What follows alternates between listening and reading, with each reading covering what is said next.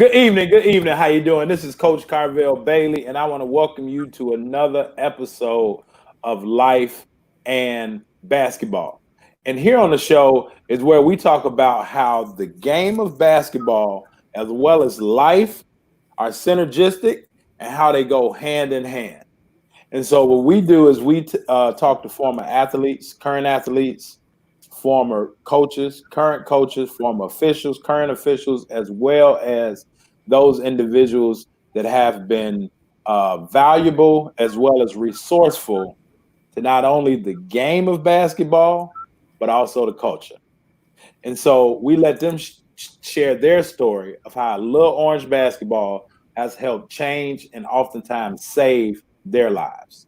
And so the show is being brought to you by Bless the Ball Skill Development Academy, where we help parents of unrecruited or under-recruited student athletes save money on college by helping their student athlete find the right scholarship for them. It's not always about just getting offers and getting scholarships. It's about getting the right scholarship and the right offer fit for you.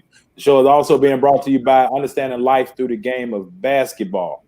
The show is birthed from this book. All right, this is my first book. This is my baby right here. The show is birthed from this book. And everybody that I bring onto the show, regardless what their affiliation is with basketball, has always understood that you can take basketball principles and make real life situations and education from that. And so I am happy to bring on the show tonight someone that I respect, someone that I admire immensely. And I will definitely drop the link to where you can get not only this book, but some other great goodies to go along with that.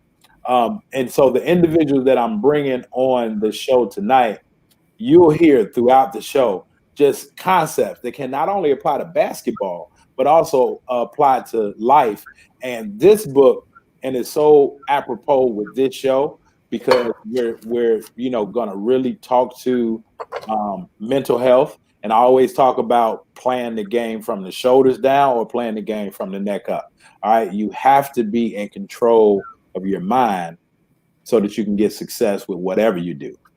So I'm very excited to bring to the show this evening, again, somebody that I respect and admire so much, not only a buddy, but a friend, a brother of mine. We've been rocking for almost 20 years now, like 19 years and some months. And this gentleman is highly effective, right? Highly effective at what he does. And I'm going to let him just break it down for you guys tonight. But if you really want someone that can give you some clarity on not only yourself or your student athlete or your athletes or, those individuals around you, tonight is the show that you want to watch. And so, again, we're talking solutions because we understand the times that we're in now. And so, like, when I hit my brother and said, okay, I'm looking for some educators, I'm looking for some administrators, and you've done all that, but I know that you are still on the front line. And I reached out to him, and in less than an hour or two, he said, let's get it done tomorrow. And so I want to present to some and introduce to others. Again, somebody that I like to refer to as highly effective and understand how to move people without putting his hands on them. So I want to introduce to some and present to most my brother, my buddy, Mr. Turron Clayton. Clay, how you doing, baby? What's going on, Carvel, brother? KB! How you doing, man? Man, I'm blessed and grateful, man. I pray that you and your family are well and safe through the midst of everything that's going on. I pray that Bless the Ball is going well, going national, Absolutely. going coast to coast. Just wanted to say I'm proud of how you took your idea and your concept and brought it into fruition. So just want to say I take my hat off to you, man, because I remember when this was an idea of yours. Absolutely. And now, it's on. So I just wanted to say, man, blessing to you and your organization. Man, I definitely appreciate it. And, just to be able to have you on, man, is a blessing in its own right. Because I Humble know, appreciation. I know Humble. about you, but we gonna share the world with you tonight. But before we get started, and I'm gonna go ahead and I'm gonna start to, share this so that we can get all eyes on us that needs to be on us, as well as if you're watching this as I'm about to share it, I would recommend you to share this because somebody needs to hear this message. Somebody needs to hear it. Is somebody not only close to you, around you? So go call the people in the room, go call the people in the house with you, go outside on the porch, let the people know that they need to come in and get this blessing that we are about to give you just from a real straight up men point of view. So before we get into it, Mr. Clayton, and I always like to go with the foundation because before we really get into it, I want people to understand, like, well, who is this guy talking? And better yet, why is he even on this show, Life and Basketball? Well, I mean, one, it looked like, you got your basketball shirt on, but, again, because you work with so many students and student athletes, and you're a former athlete yourself, so that qualifies you. But what you really do and really do well is you work with so many students that happen to be athletes and not just athletes that have to be students, and so that's why you bring so much value to the game of basketball. But before we start, can you just give us just a brief breakdown of who is Turron Clayton, the man? Man, Turron D. Clayton, the man. I am, first of all, the son of Diane Marie Clayton, God rest her beautiful soul, as well as Greg Brown, my parents, both deceased. Just wanted to say God bless them, thank them for their many sacrifices and putting me in a position to be effective, Absolutely, despite our ups and downs. From Chicago, Chi-Town, product of Chicago Public Schools, Chicago Public Schools, junior colleges, KKC, Olive Harvey, Chicago State. I'm a Chicago boy, born and raised. Just wanted to say that graduated from John Hope Community Academy when it was an elementary school. Then graduated from CVS High School and did all my higher learning at our schools right here in Chicago. So I'm a Chicago born and raised, man. But just wanted to say thanks to all the mentors, good teachers that the Lord had brought through my life, man, growing up, man, because my upbringing was not always pretty. You know what I'm saying? My family had to overcome quite a few challenges in the area of drugs and abuse, and emotional and mental illness, man. So I just want to take my hat off to my parents for just overcoming their challenges and being better after they overcame. But nevertheless, brother, it'd be residue from things like that. You know what I'm saying? So I had a lot of residue on me, man. And it was only because of mentors, like Eddie Phillips, Betty Smith of the Southside Help Center, Salim Al-Nurdin of the Healthcare Consortium of Illinois, Rick Butler of Pathway to Harmony Aikido program, Eddie Phillips, Outreach Youth and Family Services. So I just Mr. White, Philander White, when me and you met, me and you and Earl met. Man, I just was blessed, Carvel, to have strong men as well as women who came through my life, man, and gave me that constructive criticism that I needed, man, in order to develop. So in a nutshell, man, that's my upbringing. That's how I got involved in working with young people because of my upbringing. I never forget, I was homeless when I was 17, and we was about to get evicted, and I had just graduated. So I'm like, man, I don't know what I'm about to do. So at the time, you remember, you and I had another mutual mentor, Silas Parnell, Henry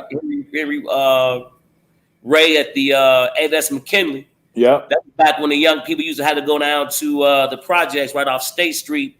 We had to go do our paperwork down there in the basement. That's the first time I knew about going to college. Yeah. I did not know until, of course, a mentor, Rick Butler, took me down there, man. I'm like, man, where is this dude taking me, man, up? You know, wait, hold up. Walked me down in the basement, man, little bitty office, no bigger than a 7-Eleven bathroom. Yeah. Man, I could not believe it. The first time I saw a FAFSA application, the first time I saw multiple applications about college, and the first time I saw Blacks just dedicated all day, every day, Monday through Saturday, to getting young people into school. Mm-hmm. And from that day on, Carville, do you know how many students that I took to that same basement? Yeah. You know, so thank God for the value of a mentor, man. Now we live in a day and age where you have to have a college degree or a master's degree to be a mentor. It's absurd. Yeah. Versus just taking the time and the investment to develop somebody without looking for nothing in return. So we really have gotten away from that. So you were saying you wanted to talk solutions tonight. Absolutely. The principal theme of my organization, the Male Health Awareness Initiative, which is an initiative that I started several years ago, but I let it die down, but it resurrected 2 years ago. And the whole point of the Male Health Awareness Initiative, aka MHAI, is to build the bridge that disconnect males from acquiring adequate, proper social health services.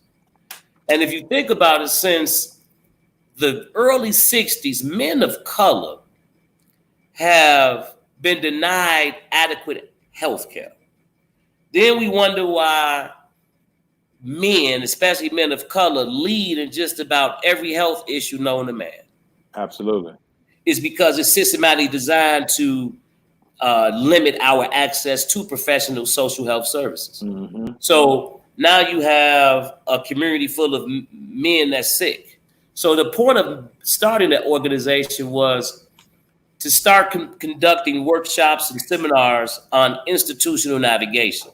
Institutional navigation. Because what we got to understand, brother, is that solutions cost, but problems cost more. And if the institutions within a community are not operating adequately, church, government, business, clinic, homes, and schools, then you are definitely about to be bombarded with an array of social health dynamics and issues. Yep.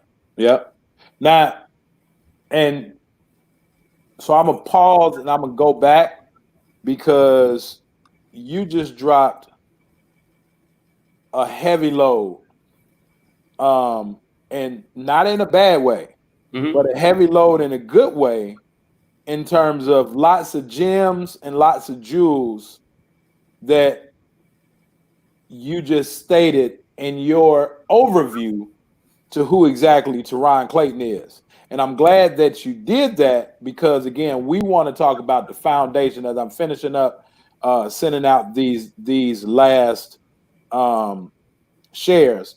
But I don't want what you said to fly over people's head tonight. And so I want to go back to what you were saying, that you thank your mom and your dad, God rest their soul. Amen. But you said that they overcame some issues, were able to overcome them, but you had residue on you. Break that down for me. Good question, Mr. Bailey, and I'll be happy to. See, Mr. Bailey, we sometimes, well, you and I was talking before we went live. Right. And you was just talking about how you and I used to work for Mr. White and how we were so serious because of how serious Mr. White was on us. Absolutely. Yeah. So we was like little Mr. Whites. Yep. So Mr. White's residue was on us. Follow? I like that. Yep. You know what I'm saying? Like you was a point guard for UIC Flames. I don't know if a lot of people know that. Yeah. So look at you now. So the residue of those coaches and that traveling that you did and that exposure that you got, that residue is on you. Yeah. So even in times of challenges and obstacles, when we going through things at home with our parents that's not so good, we get the residue of that. So I had the residue of the social ills that was going on in my household. Drugs, violence, not watching the adequate way to problem solve. Right. Thinking that an argument was a fight. But you get older and realize, hold on, argument is a debate of people holding a position. A fight is, you know what I'm saying? Yeah. So I had this residue, man, that I took on into life, man. So when I came across mentors, they start pointing it out. Yeah. Like, man, hey man, you need to slow your temper, man. Hey man, what's up with that mouth? Hey man, who you talking to? Hey, you know. So then you get into relationships, intimate relationships with the opposite sex. You know what I'm saying? Not handling basic relationship problems the correct way. You know, not being able to keep my composure and my control, having tantrums. Yeah. And the residue from my upbringing. So I had to get under some development and some mentorship to wash some of that residue off me. That's deep. Yeah. Yeah. So once I started getting that residue washed off me, then I realized, wow, how many more brothers and sisters out here going through what I went through and got that residue on them, but they trying to do something. Yeah. You know, one thing I can always say though, Carvel, I always wanted to be something though. I don't know exactly what. Right. One thing I know that I always wanted to be a grown man though, Carvel. I knew that since a shorty, that I always wanted to be a grown man, whatever that meant. So Bailey, man, I it wasn't till I got around other individuals, man, that helped me to develop. Yeah. Start checking me, man. Yeah. Getting on me. Yeah. Telling me what's wrong and what's right. That's not how you talk to your lady. That's not how you treat your lady. That's not how you respond. That's not how men react. Holding you accountable. You know, I started, you know, my residue got exposed. Like, damn, I got a lot of weak stuff about me that I need to work on and strengthen up, bro. And it took me a minute to accept it, man. So again, just thanking God for those strategic men and women he sent in my life at the right time. Yeah. Yeah, that's you know, I didn't want that to bypass anybody when you talked about, you know, and I've never heard it spoken like that, you know, that you had the residue on you from your parents, and as you put it with Mr. White, I immediately understood what you were saying because, you know, and we all have some sort of residue on us, you know. You know, I mean, regardless how much is clumped up and, you know, if it turns to soot or whatever it is. But talk to us, take us back, if you will, because I really want to jump into this as soon as possible. But I want people to get an understanding of you. And I mean, you know, I mean, me and you, this is what we do. We just have conversations. You know, I see, you know, our sister on, you know, Nicole, you know. Nicole, what's going on? tell our brother Earl to, you know,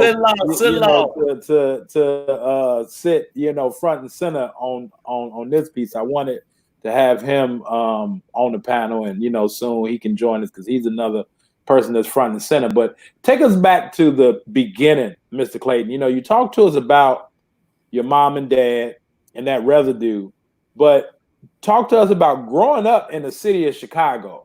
How did that mold and shape you? How was that the foundation to the Turron Clayton that we now see and hear today?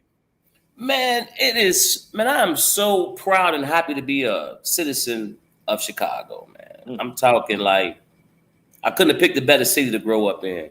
Man, when I think of Chicago, man, I just think of energy, you know? Yeah. Because I was already a hype child anyway. I was always hyper, want to do something, want to go somewhere. So Chicago never stopped moving to me as a little boy. So I was always involved in the Park District. That's when it all started. Yeah. You know, the moment I went up to the Park District with my uncle, he's only 2 years older than me, my Uncle Sheldon. Boy, I went to the Park District, Carville, and my whole life changed. I'm like, what's this? So we in the Park District, we was in gym shows, swimming. I learned how to swim at Ogden Park. You know, learned how to play sports right up there at Ogden Park. Yeah. Learned how to run. All my basic motor skills was right there at Ogden Park, man. We had Coach Stubbs up there. It was just when you was able to get what you needed from your community and didn't need no money. Even in the summertime, I never really was a summer camp kid, but the city was already a big summer camp. Public pools was open, man. I love public pools. We'd be breakdancing in the park. You know, we'd be, you know, challenging other people to break dance and dance. It was just, Chicago was lively, man. But what I didn't like about Chicago, even growing up, was the gangs. Because, you know, I was a loner. You know, I lived off 70th and Parnell, but I went to CVS High School. Right. Everybody else went to the road. Everybody else was going to Robeson. Right. My mama like, you not going to Robeson. You can hang that up, homie. You are not going to Robeson. Right. So you might as well get ready to catch that bus. You're going right there to CVS High School. So remember, I'm catching a bus from 70th and Parnell to 87th and Jeffrey. Right. You know, so I didn't even go to the road. So you know, because the gangs started getting gangs was getting crazy. Yeah. And at that time, I was cool with the guys that was connected around the way, because I grew up with them. We was in the gym shows together, at the Park District together. Right. You know, and I was always a little timid dude, you know, until I got into my confidence. My confidence didn't really start coming into play to around sophomore year of high school. I started. In between that time, keep in mind my home front and my background, you know, was a little, you know, and I had my big sister. Now my big sister, who got me about 4 years, that was like big brother and big sister. Okay. I was strong, smart. Yeah. That was like my protector. But, you know, she got married and left the house at 18.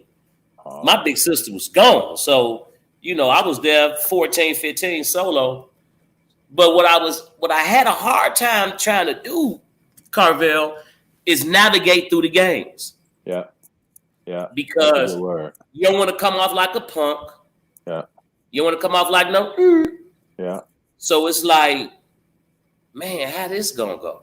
Then I'm going from one organizational area to a whole nother one. Remember, I'm going to CVS. So right. Then I was going to church, because at that time, church was not just church. Church was like a good spot to hang out in at the time. Right. And all the young guys, you know, we trying to meet some cute girls or show your girl off.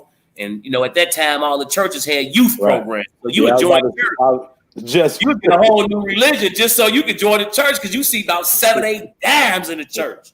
Vacation Bible school or whatever it is. Lord, save me. Lord, Lord, yes, I believe. You know, just so you can be a part of the church group. That's like me and you being homies at 13, and I started visiting your church. I'm just gonna join the church because Carvel my homie. And he got the cutie. So at that time, it was like, how do you be yourself but yet not get caught up in the okie doke. Mm. So I'm gonna tell you, man, navigating through that. So I'm looking at certain people getting jumped on, 8 people deep. I'm like, dang, 9 of y'all jumping on that one dude. Like, what? Y'all snatching gym shoes and coats and what? So I'm sitting here like, okay, how this gonna work? So you almost had to make. I had to make a decision early that I'm gonna have to take the high road a lot. Okay. Now, in the midst of that, yeah, I tried to learn about what game that mean, what that mean. You know, you thinking you know how to shake up or know something. You realize like, man, you don't. This just stuff you around your people and you think you know what they're doing, and you start learning And like, you really don't. This ain't. And then you realize this ain't nothing to play with. Right. So I had enough sense to know, you know what? Let me not play with this at all. Right. Although, now you were saying, you know, because I want to go back. So when your uncle first took you to the Park District, never forget it. I'm talking, never forget it. That was almost like a whole new world. So can you talk about the importance of, and then you also said something that was hippopotamus heavy, that you was able to get whatever you wanted to from your city, even if you didn't have no money. And what I'm hearing is in terms of resources and servitude. But can you explain, because, you know, now, we have park districts open and, but it's not as many, say, community programs, community organizations. But as you said, sitting here now, you'll never forget that day. And I'm pretty sure your head, you can see that first day picture. Man, I can see it right now today. So can you talk about like the importance of, because you told us how it made you feel. And we're gonna talk about the emotional illness, as you put it, the mental health awareness. But so we know how you felt. But what's the importance of having community centers, organizations, just outlets and resources for our youth? Well, it's like this, Mr. Bailey, and that's a good question, big bro. See, children will only become what we put in their hands. So we have to put more things in children's hands so we can see whether they like it or not. We'll put a microscope in his hand. He might like it, he might not. Put a ball in his hand, whether tennis ball, soccer ball, basketball, football. Yeah. Put a hockey stick in his hand. Do he like that? He don't like that. Put a bat in his hand. He don't like that. Put a saxophone in his hand. He don't like that. Put him in some water. Do he like to swim? Yeah. Put him on the diving board. Do we like to jump off the board? Let him run around this track. See, do he like to run? The more exposure that young people get at a young age, the better. Because at that time, Mr. Bailey, when you enroll in Park District, it wasn't just the sports. Right. They had music programs. They had after-school programs. Right. They had track and field. Right. They had various programs. Yeah. And that was the beauty of the Park District. Even if you didn't like, I don't like swimming or playing ball, but I'm with my uncle. Yeah. I ain't got to be in the house. Yeah. And I'm still finna be outside doing something constructive. Yeah. With my uncle, aka my brother, because he's only 2 years older than me. So that's the one who used to beat me up, check me. Right. You know how it go. Right. And thank God for him, because that's who put the oomph on me so I wouldn't be out here getting pushed around and getting pushed over. Although, Carvel, I did have to wipe eggs off my face a couple times to keep my freedom. It was times where I never figured I got my hat snatched off my head. I was on the bus. Dude walked past, snatched my head off the bus from the outside. You know I'm not about to get off and go get it. You can have that hat. It's cool. Yeah. Yeah. I done had coats taken out the locker.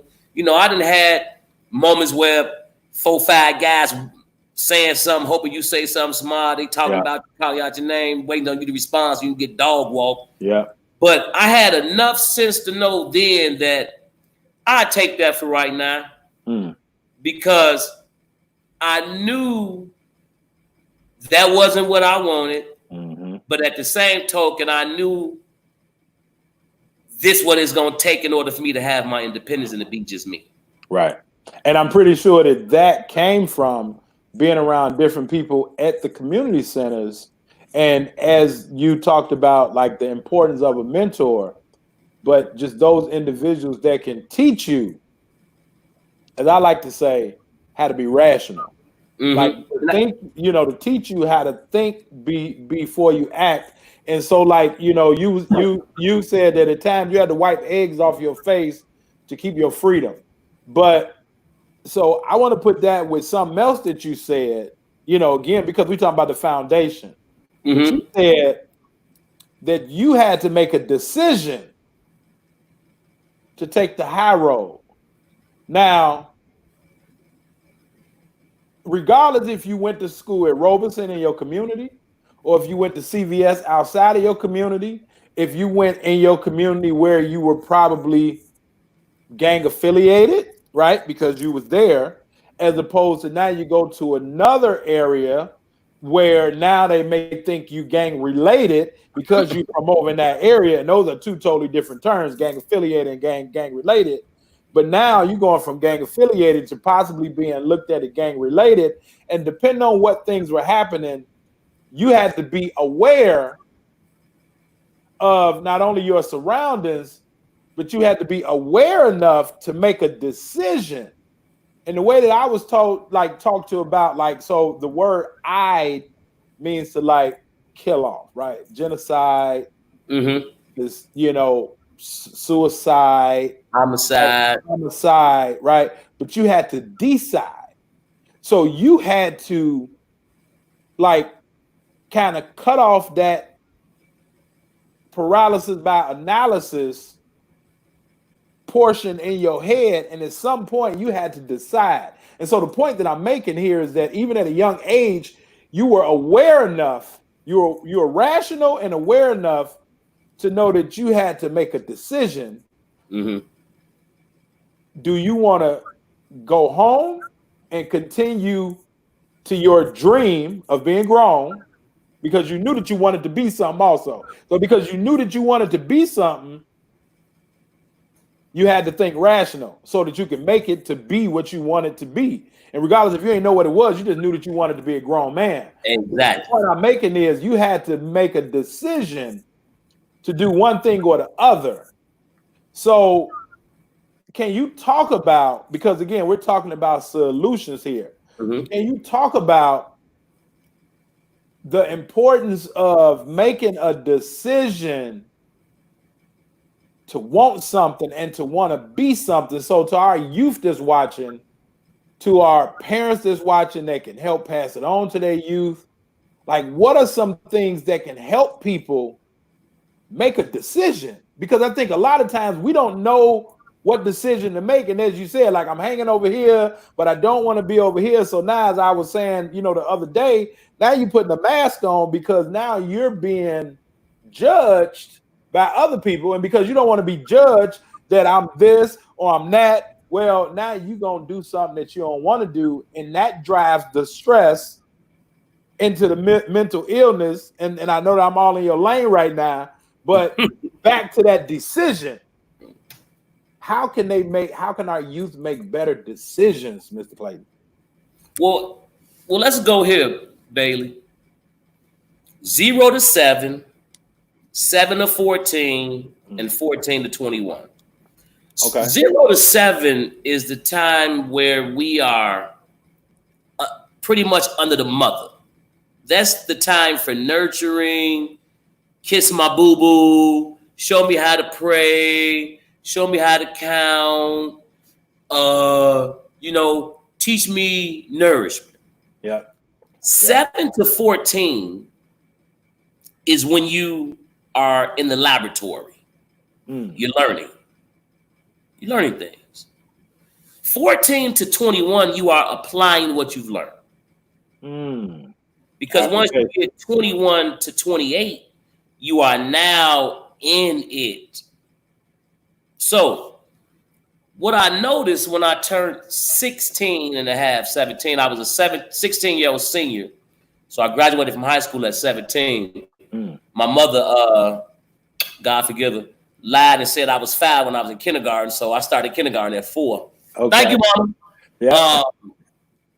So with what was going on in my house, Carvel, and the household that I was cut from, and the family that I'm cut from, we flew the nest early. I mean, since my grandmama to my uncles and aunts, we were early nest flyers. Yeah. So I probably was the last of the litter, my generation of siblings and cousins of those. We flew the nest early. So, man, at 17, Carvel, I was about to get kicked out. I ended up making a phone call to Community Supportive Living Systems. Eddie Phillips picked up the call. It was for young men who was homeless or near homeless. They put me in independent living. For 4 months, I'm sharing a mansion with 4 guys in independent living. 4 months later, they tried me in my own apartment at 18 years old. So I say that to say this. I didn't wait till I turned 21 to be a man. Yeah. See. Yeah. See, that's why I'm saying 0 to 7, 7 to 14, 14 to 21. Let's go back when me and you met. If you think about when me, you, and Earl met, we was about 24, maybe, something like that. Early, yeah. We was in our early 20s. But if you think about it back then, we had, all 3 of us had already had years in the field. Right. Absolutely. That's absolutely. If you look at how old we are and how many years we got in the game, you follow what I'm saying? So if you think about how me, you, Earl was cut. I started at 18. Exactly. That's what I'm saying. We had to be young adults for real, not entitled back then. Yeah. Yeah. And we embraced it. And we wanted it. Yeah. So I think, like you were saying earlier, big bro, I think it was just a different mindset. That mindset was, me and you welcomed that responsibility. Yeah. Although we didn't even know what we was asking for. Yeah, I'm a man. Come on, Carvel, you was staying. Man, you had a crib right there off 18th. And the village, right off 13th, right across the street from Monte Fiore. He was what, 23? Like 20. Yeah. I was married. Yeah. I'm talking about it was just different mindsets. Different. Man. Yeah. And I'm not trying to insult young people now. It's just that thank God for brothers and sisters who came our way who made it a little easier for them. Yeah. So they able to stay home longer, go to school, get them a job. See, now parents not kicking children out like they did when we was growing up. Right. Not that they was, and yeah, it was a kick out. It's like either you finna go to school, work, or you got to go. Or you gotta go. Now you got, even with my own children, okay, you stay at the crib a little longer. You can work as long as you being effective. So now we've gotten out of that dynamic of pushing kids out before their time. Yeah. Because now you'll realize, you'll look up and realize you probably pushed the child too early. Push them too early, which then leads to the whole financial piece, leads to the whole emotional piece and all of those things. And so as you were saying, like, so to make that decision, what would they have to do? Because we understand the nurturing phase, the learning phase, and the application phase. But during all those phases, and even in the field phase, but even in all 4 of those stages, you have to start making decisions. So for that young man, that young lady that wants to do right, and I mean, let's call it what it is, right? They want to do right, but they're just afraid to make that decision? And How can we help them make that decision? We have to help in these 4 categories. Okay. We have to teach young people how to ask an honest question. Not just questions. Okay. Ask an honest question. So if I'm one of the students in your program and you say, okay, class, anybody got any questions? Young man, what's your name? My name Turron. What's your question? Yeah, Mr. Bailey, how do a person get in college? That's an excellent, honest question. Yeah. So the fact that they asked an honest question, now they must be given an honest answer. So Mr. Bailey say, well, Mr. Clayton, you got to finish high school.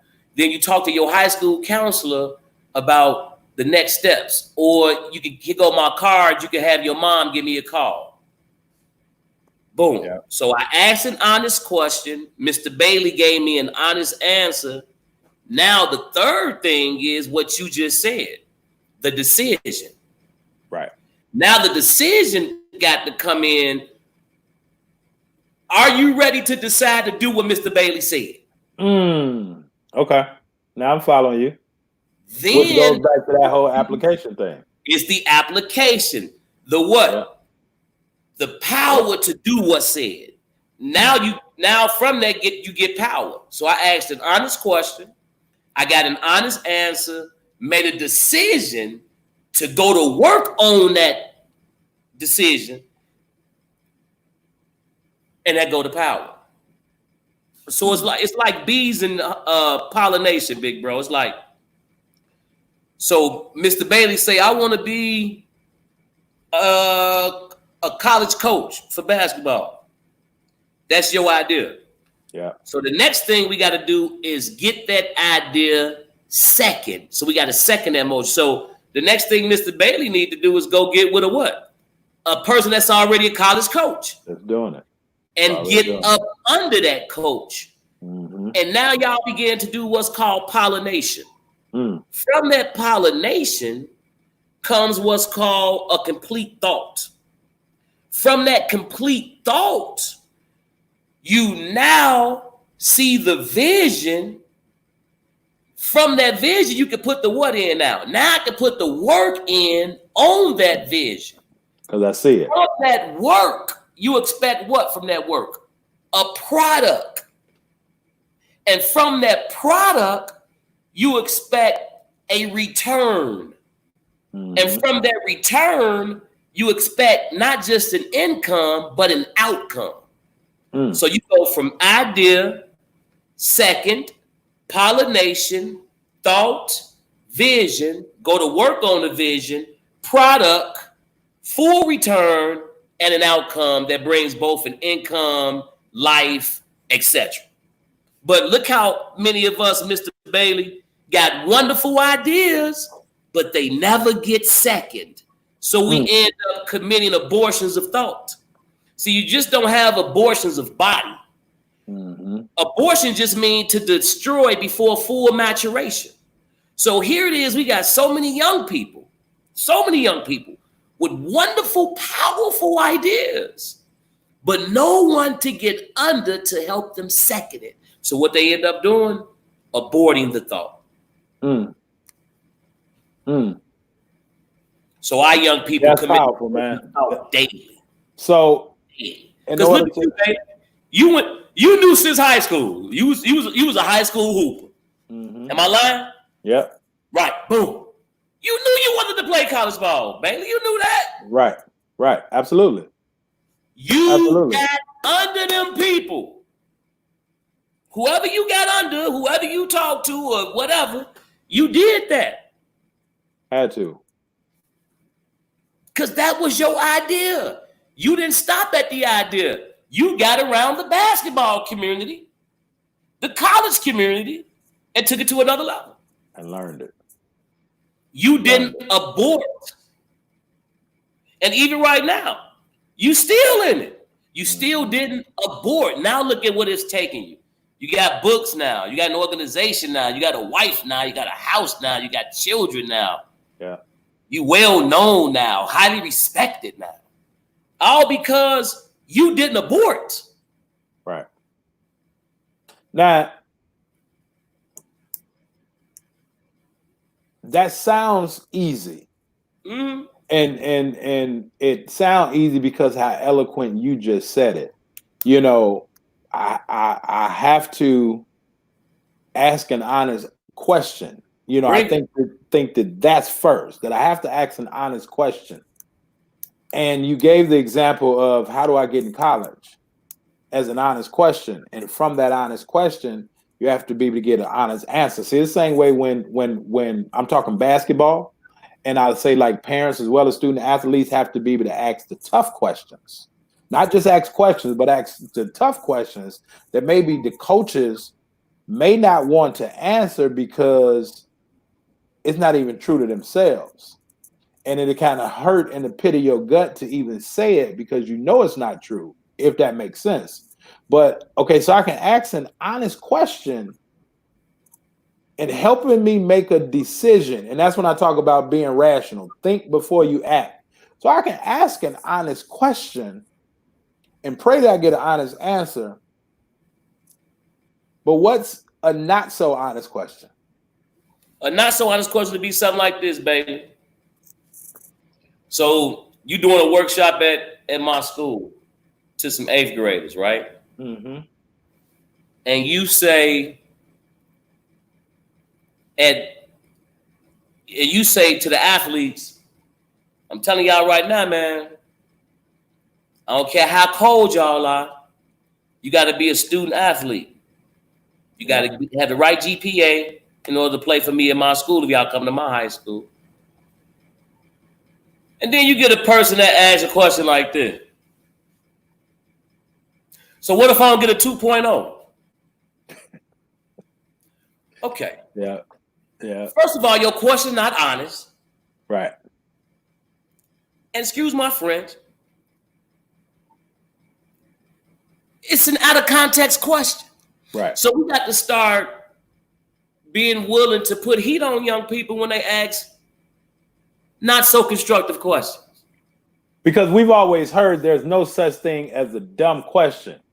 Only the question that was never asked. But guess what? I'm about to break that myth. It is dumb question. Okay. Yeah. Because speak on it. You can't be sitting in Mr. Bailey's class for an hour attentively. And all he been talking the whole hour is GPA, what's a student athlete, and requirements to get in school. Yeah. And you come asking a question about music. Man, listen, brother. Where have you been? Brother, listen, man. And we have to be willing to shut that down. Mm-hmm. Because you got to know when young folks playing. Hey, man, yeah. I ain't playing, man. I tell you what. I'm going to act like I didn't hear that question. Anybody else? Right. Because we got to start showing young people you not in tune. Your body in the building, but your mind on the other side of town, and I don't have time for it. Yeah. So let me give my energy to somebody who for real focused, who for real locked in, because I'm not playing with you, first of all. Now, I'm at school. I'm in the school building. I'm instructing. I'm giving instructions now. I don't know what building you think you in, young person. Right. But this is a school building.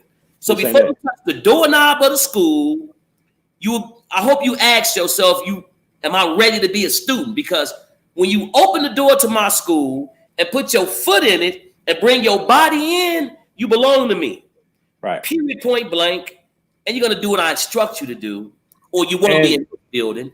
And I don't have time for your stupidity or your games. Right. And before you even walked into the building, you had to make a decision if you wanted to be a student or not that day. And, you know, it's the same thing I tell students all the time. You could have stayed in the bed. You didn't have to get up, wash up, and show up, get dressed, and then show up just to walk the hallways, or just to, as you say, we sitting in band class and you ask a question about math. And not supposed to act like you focus and It play didn't along happen. with this crap. Yeah. Yeah. No, I'm not. And that's another thing we got to stop doing, Mr. Bailey. See, just like the police brutality that's going on, I ain't trying to jump subject. I'm gonna bring it back to education. Yeah. So me and Mr. Bailey are police officers. Bailey got on his blue and white. I got my blue and white on. Bailey follows the code, follows the law. But me, I'm ratchet, criminal light, taking side deals, doing all types of stuff. But I'm dressed up like a what? Yeah. Like a police officer. But I'm a criminal. I'm a thug. Right. I'm a murderer.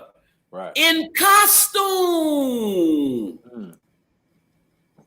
But you're not a cop, though. Right. Just like students. You got on a school uniform. You got on school shoes. Crispy. You got on school shirt. Yeah. But your attitude and actions does not compliment a student. Yeah. You're an imposter. Yeah. Dressed up like a student. Yeah. How many times, Mr. Bailey, you had to cut guys off your team? He got on the gym shoes. He got the shorts on. They got the elbow sleeves. They got the headband on. Got the headgear on. You ain't following none of Mr. Bailey plays. You missing what Bailey done said. You can't play basketball. If your teammates out, hey man, you dressed up like a basketball player that played for Bailey, but you a resistant little runt, and it's your last game. You got teachers dressed up like teachers. Speak on it. But you ain't teaching a damn thing. Yeah. Then you got teachers who for real teaching, but we don't give them no respect. So your mama want to come up here when the teacher take your cell phone, but your mama didn't come up here for the report card pickup day. Listen, ma'am. Yeah. See, so again, we got too many. We have to teach young people, first of all, Mr. Bailey, to retrain their eyes. See, you don't want to deal with Mr. Bailey, which is who you should be dealing with, because you don't like Mr. Bailey, because Mr. Bailey always put you in your place, because Mr. Bailey don't be going along with that BS, because Mr. Bailey puts his foot down and Mr. Bailey want what he expect. That's why you don't want to deal with Mr. Bailey. So you want to deal with who lets you get away with what you want to do it. You want to. Johnson ain't say nothing. I had my hat on and my coat on. You. Mr. Bailey made me do 10 extra laps, man. Every day after practice, man. I got to do 10 extra laps, man. Yeah. He don't do that to nobody else. You said you wanted to put the team on your back, though. Yeah. You said you wanted to be the leader. So, Bailey gonna outwork you more than anybody else, bro. So, I'm tired of young people with these champagne dreams with these big actions, though. See, young people they want everything. They want instant gratification. These, I like to call them my techno babies. Love them to death. But they want instant gratification like a microwave. Yeah. They want instant gratification like they hitting a button on their video game. They want instant gratification like they do on their Instagram. And that's why we have a society full of young people who are lazy when it comes to taking hours to study or to practice. Yeah. Because we now live in a time where we need thinkers. Thinkers. So can think. Now, based on what you said, and you again, just going back for a minute, I'm reading my notes. I've been taking a lot of notes, but you talked about, so we talked about really the foundation is, and just to bring everything that we've been saying, because both of us talk, both of us really explain a lot so that it can be understood. But what we're really talking about is how to get the residue off. And I think that's kind of where we started. Everybody has some residue on them from their surroundings. If it's home, if it's school, environment, what I learned is like environment is stronger than willpower. And so that's why we're talking about being able to make a decision. So you have to decide that you want to get that residue off if it's not helping you, right? Because as you said, the same way with Mr. White, me, you, and Mr. Rogers, right? When we work in the NYSP with Mr. White, it was a certain level, it was a certain standard, it was a certain accountability that we had. Certain expectation. So it was a certain expectation. So based on what's expected of you and what you can do, it may not be around you. So now we got to do something with the residue. Mm-hmm. But in order to get the residue off, we have to make a decision that this is what we want to do. And in making that decision, we got to be able to ask honest questions. So that's the first thing. So I just want to kind of wrap it back around so everybody can be on one page and understand what we're talking about. Mm-hmm. So now to be able to ask those honest questions and to be able to take the idea, because when you ask that honest question, you're going to get an honest answer. So now that honest answer can serve as an idea for you. You got to then pollinate on that.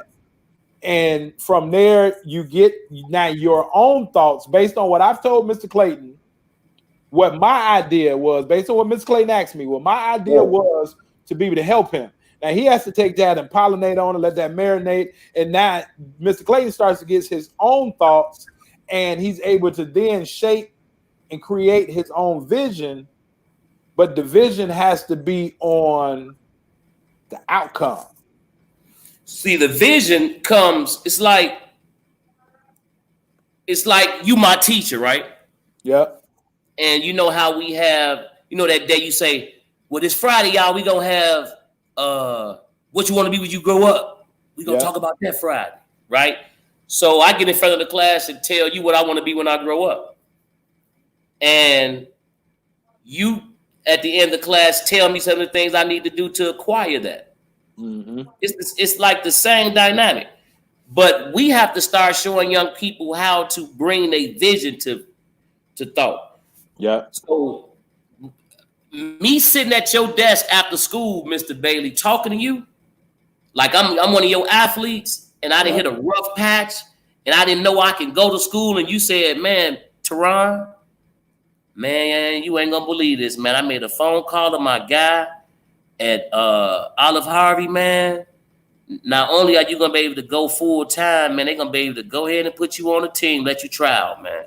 Mm-hmm. Are you serious, Mr. Bailey? Are you for real? Yeah. Now I got Mr. Bailey that gave me a vision now. Because from this pollination with Mr. Bailey, bingo, that complete thought, I got a vision now. I can actually see myself hooping.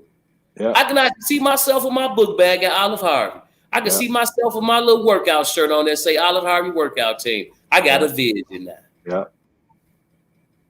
Yeah. Now they got something to go work on. But it's up to them to acquire that vision. Mm-hmm. See, that's the challenge. But not to go too far, but bringing it back down to that. That's how that vision come into play. Right. Because look how you got them guys on the court. You be having them guys on the court. I be looking at some of your videos. They be feeling that vision because they in there with you. They hearing, and I only can imagine the things you saying in their ear. I can only imagine the things you saying to them while they up and down the court, while they in practice, when you pulling them to the side. It's the more and more they in there with you, and the more and more you in their ear, that vision keep re-entering their mind. Yeah, it keeps that vision hot. Mm-hmm. Like when me and you in the classroom, and they might not like it, but it's keeping them visions hot, keeping them dreams alive. Man. Yeah. So yeah. No, and that's great there, because that's the foundation. But once we're not able to do that over a while, right? Yep. Now we finna go into that other world. We go into that other world, and as you said, like, now the stress starts to build up. Now the emotional illness, starts to happen. And as you said, when you started to see some of those things come on in yourself, Mm-hmm. you had to then strengthen up. Like you had to. So when you say that our youth have to strengthen up, what are you talking about? Because I know that you're not just talking about body muscles, but when you Right. say that, so right now, like right now, where we are, our young athletes, our young students, they have to be strong. And one part that they have to be strong for is that honest answer, right? Is it honest? Because you may ask me a question, and now I'm gonna ask you because I personally think the reason why a lot of students don't ask a lot of questions because they're afraid of the answer because there's so many people that's gonna tell them what they want to hear. Yep. But now when you start to hear those things that you don't want to hear, but it's gonna help pour into you, it can break you down. Yes, sir. Not strong enough. So can you talk about when you say that we got to strengthen, that you had to strengthen up and we got to strengthen up? You just said the key thing, Mr. Bailey. See, we live in a society now where it went from we can't suspend them, restorative practice.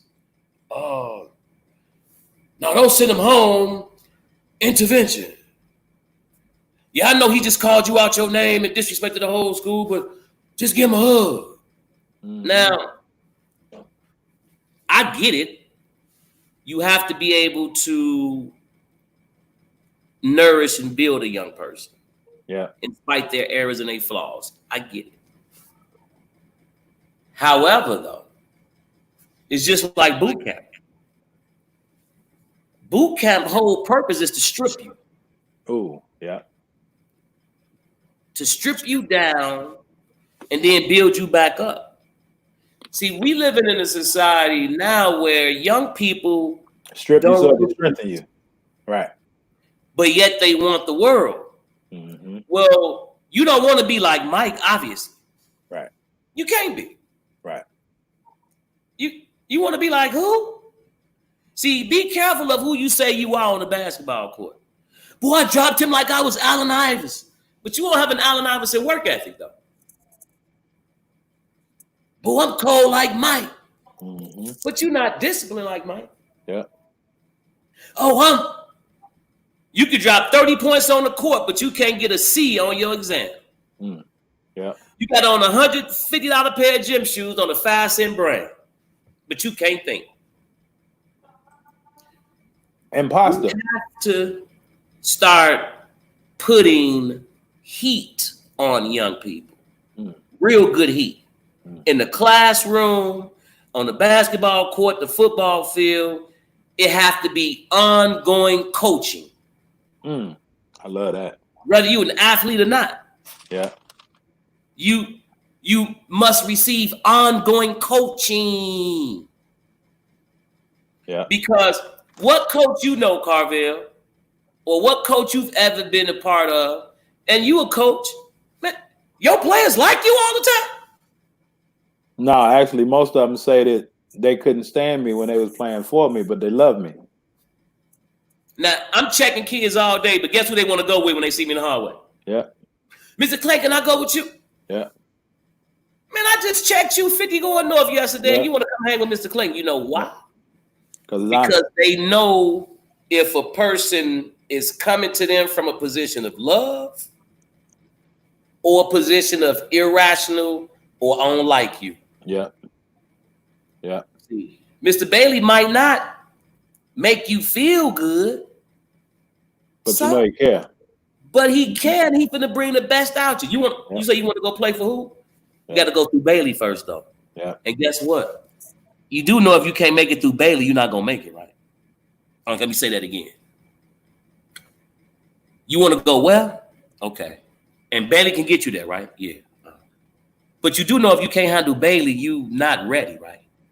So that's like I tell students. If you can't handle me in the classroom, what make you think you're ready for college? Right. Right. You ready for a lecture hall and you can't handle me? Right. No, you're not. Right. You can't be ready to be no father because you can't stand it when I'm talking to you. Now you crying, but yet you try to have sex with a girl. Right. Right. What? You're making the wrong decisions. You're making the wrong decision. The wrong But decisions. we have to tell them this too. There will be times when you're gonna want to quit. Mm-hmm. There will be times when you are upset. Yeah. There's gonna be times when you're sick. There's gonna be times when it's not going your way, and there's gonna be times when you just don't have it. It's called life.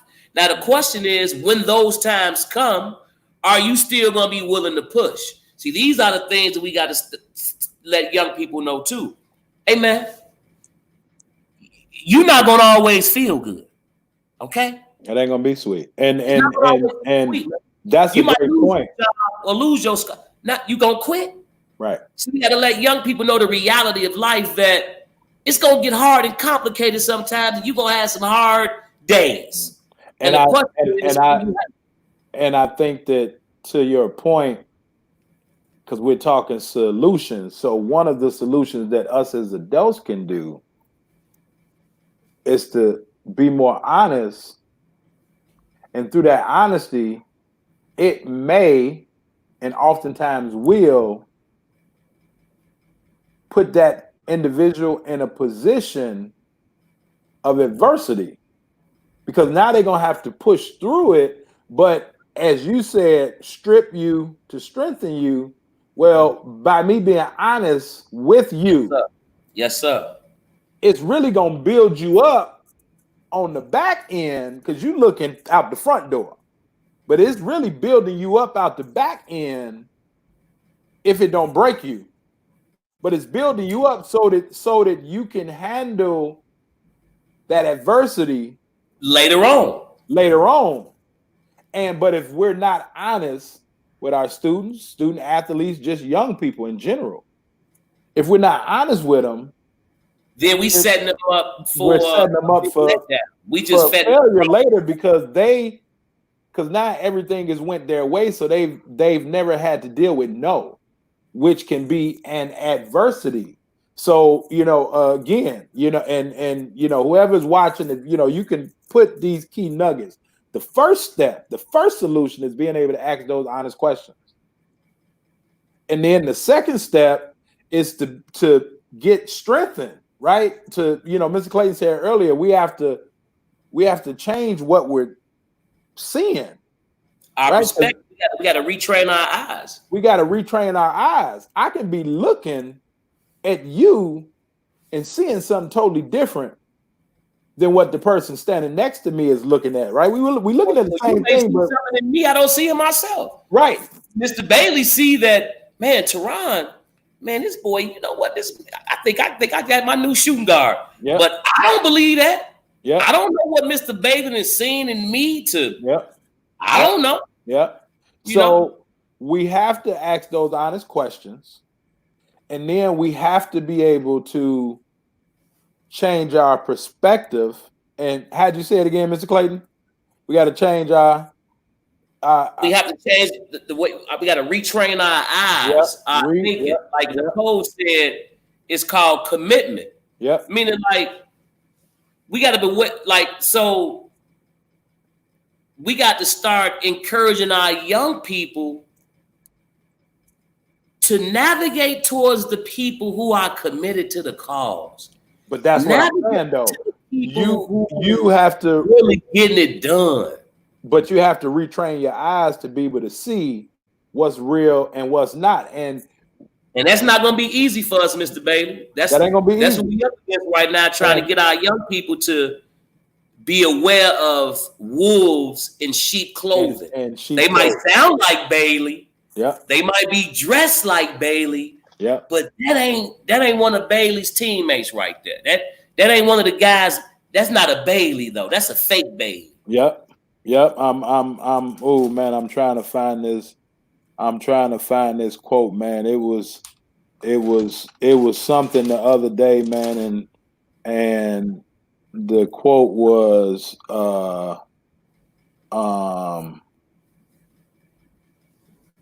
like saying something to get something. So say again, big bro.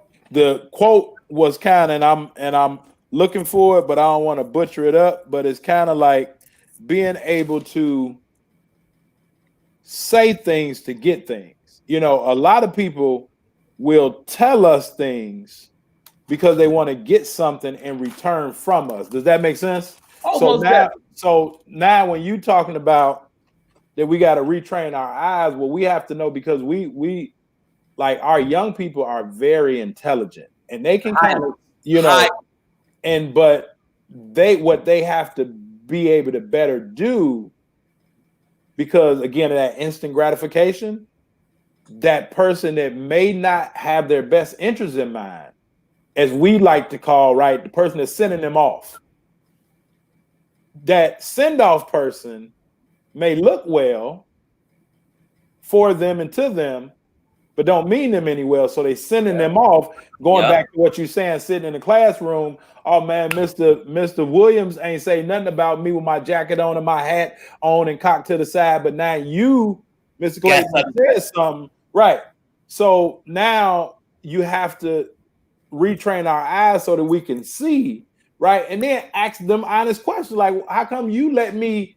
Because, you know, it's generally, well, why you tell me take mine off? He didn't. We have to retrain our eyes and maybe start asking, well, how come you didn't correct me? And they corrected me, right? You didn't. Or maybe you didn't correct me as good. Why, Mr. Bailey? Why did Mr. Bailey have to ask you to take off your hat and jacket? Right. Right. You already knew you supposed to take your hat and jacket off before you walked in the school. Anyway, and that's why you think Mr. Williams is cool, because he ain't said nothing. Because he ain't said nothing. So but Bailey, he mean because he's tripping, telling me, yep. So ask those honest questions, retrain our eyes, and then be able to strengthen our resolve or just our mental state, which brings us to this point. Because now, if I can't navigate through that, Mr. Clay, now it's starting to get fuzzy. I got this white noise coming in, you know, all this static, and I know I want to be something. I know I shouldn't be hanging around in this crowd, but I'm afraid to make a decision. Right? I think that if I ask that question, I'm gonna get laughed at. Right? And so the people that I'm around, I'm not able to really clearly see. So now I'm stressful, and that starts to build up with my emotions, with my mentality, and now it starts to affect my attitude, and I become angry, or I become just not well. And as you said, within our communities, with the disenfranchisement or the B, C grade meat as opposed to the A grade meat or the A grade groceries and fruits and all those things. So as you said at the start of the show, you got a lot of sick Black men walking around, not only physically, but now mentally, because I haven't, now that I'm in it, 21 to 28, I ain't been able to get to it. So how do we, I'm waiting on Mr. Clayton to come back.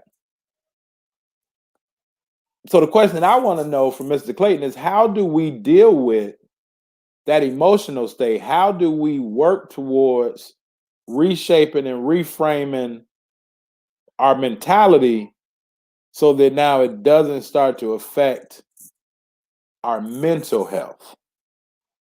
So that's the question that I'm gonna ask Mr. Clayton. If you all have any questions, drop it in the link.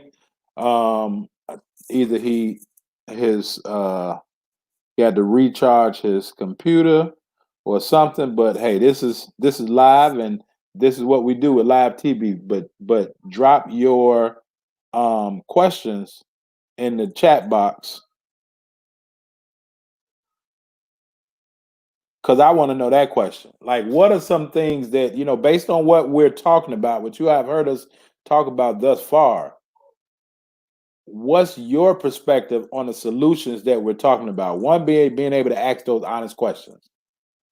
Our youth has to be comfortable enough to be able to make to be able to ask some honest questions.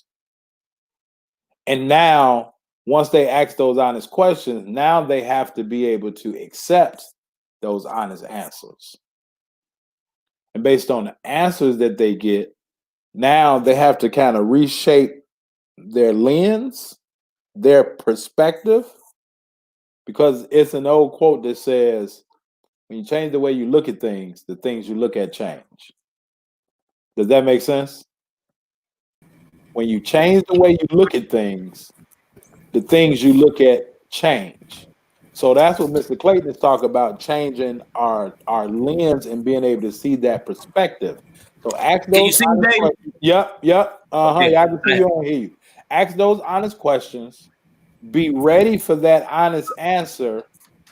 Be able to retrain our eyes, and then be able to like strengthen up our mind and our resolve. But if we don't do that, so the question I was asking Mr. Clayton, if I don't do that and I'm starting to get stressed, how does that then, what can our youth do when they start to feel perplexed, when they start to feel stressed out, when they start to feel that residue clinging on? Because I got residue from home. I got residue maybe from my team or from my teachers, my school, my girlfriend, my boyfriend, my friends, social media. All of this now is starting to foggy my brain out a little bit, and I'm not thinking clear, right? I'm not thinking clear. Mm-hmm. So now we're getting well into your lane. You know, we got that emotional illness upon us. How do we first recognize it? Because as you said, when you recognize it, you have to strengthen up. But how do we first recognize it? One. And then two, what can our youth do about it to kind of pivot and get themselves out of the mental funk that they may be going through? Well, that's a good question, Brother Bailey. Let's look at the times we are in now. Excellent question. And these are some we actually about to see what our young people are made of right now. Yep. I mean, seriously. Yeah. First of all, they're up against a pandemic. Yeah. Second of all, they have not been in the school building. Yeah. Third of all, they have been shifted to virtual learning, which is an adjustment all in itself. Yeah. All by itself. That's a whole show. 4, they have no access to summer jobs this year. Yeah. 5, their day-to-day operation and activity is now limited. They are in the home more, which means the walls are caving in more. Yeah. Whatever lifestyle that they were able to escape during the school week, they can no longer escape anymore. Yeah. So we're not sure if the adults in these particular living situations have changed their lifestyle or ways of living. Yeah. And they are living in times of visual institutional racism. Mm-hmm.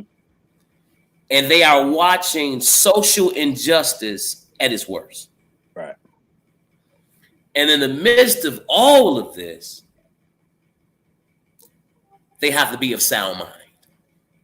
That's a lot for a young person, Mr. Bailey. That's a lot for us. It's a lot for grown people. But let's look at history. Yeah. 100 years ago, we were looking at the same situation. Well, not necessarily the same, but similar. Right. Black folks looking for opportunity, better housing, better neighborhoods for their children, access. Yeah. 100 years later, from the Red Summer of 1919, we still looking for opportunity, better housing, better situation for our young people. Yeah. But the blessing is this, Mr. Bailey, we got to bank on time right now. Right now, we have to sit back and socially observe what's about to happen. Now we have to see what have we put into children, Mr. Bailey. Right. Because we're not with them day to day like we used to be. Mm-hmm. The parents are with their babies now, Mm-hmm. which is good. Yeah. Let's thank God that babies are with their parents more now than ever. Than they've ever been. Yeah. Regardless to what the situation is. Yeah. So now, Mr. Bailey, we have to play the waiting game. And while we playing the waiting game, we have to be in the praying game. Mm-hmm. And while we waiting and while we are praying, we have to be in the watching. That's why they say we watching what, Bailey? Watching. Watch and pray. So we wait, we pray, we watch, and finally, we adults have to be better thinkers in the situations. Brothers like you and I don't have the luxury to be passionate because it's going to come off like they angry. Mm-hmm. You know, like if I really came on the show and go like I usually, you know how I go back. Right. Like, what he angry, man? He too angry. He tripping. Right. So now I have to be more methodical, more prudent, and poised. Yeah. With the delivery of my thinking. Yeah. So what you and I have to do is keep doing what you're doing right now. Having shows like this, having intelligent conversations, so that our young people can have an outlet to see adult men, especially of color, who can dissect a dynamic intelligently. Mm-hmm. So right now, Bailey, we have to put the faith not only in our Lord, but we also have to put the faith in our children now. Absolutely. It has gotten that time because they are the answer and they are the way out. I like that. Yeah. So now we have to hope that we put enough in them because we sure enough about to see. We're going to need it. We're going to need it. So to that person that's going through, like, what are some practical steps? What are some practical things